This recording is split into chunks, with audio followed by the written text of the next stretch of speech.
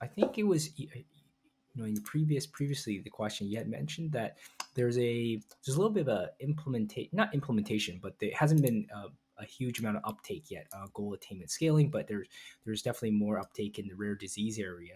But recently, I think this was last year or maybe in the year before, where the FDA decided to provide guidance on, I believe, incorporating goal attainment scaling in what was it exactly? I think it was in their overall policies. Maybe you could speak a little bit to that.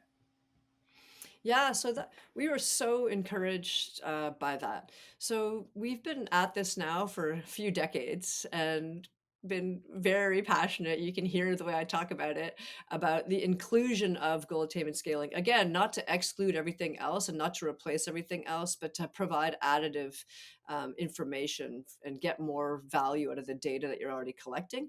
And maybe also to streamline your patient centered outcomes research strategy.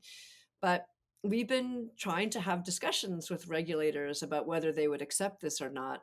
And I think this has been a really valid concern that sponsors have had. They're like, this is fantastic. I think it sounds great, but I haven't seen anybody else do this, or not very many other people do this. How will I know that the regulators will accept it? And so we've had lots of conversations with the FDA and the EMA and others, and mostly they've been very supportive of goal attainment scaling being added into clinical trials as an endpoint.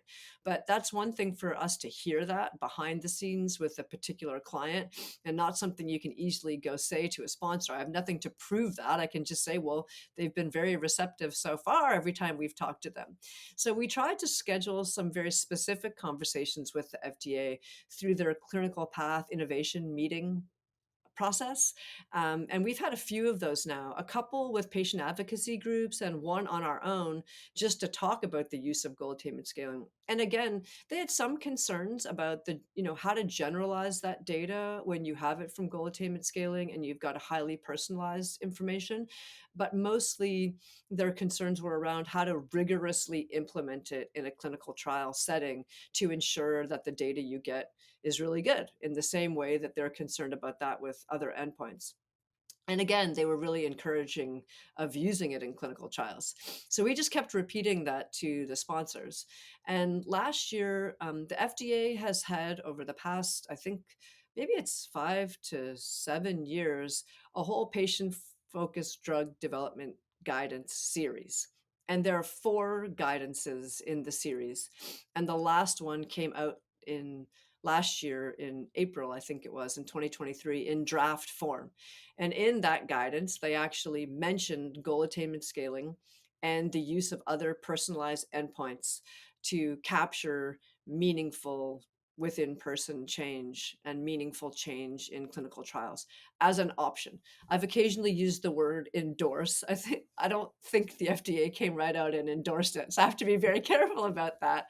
I'm not sure the FDA would come out and verbally endorse or systematically endorse anything, but they were very encouraging about considering personalized endpoints in your COA strategy for your clinical trial when you're developing it. So that has changed the nature of the conversation that we're having with all the sponsors we're talking to. So now they're just talking to how do we do this, talking about how do we do this properly, and then once we get the data, let's talk about how we can use it.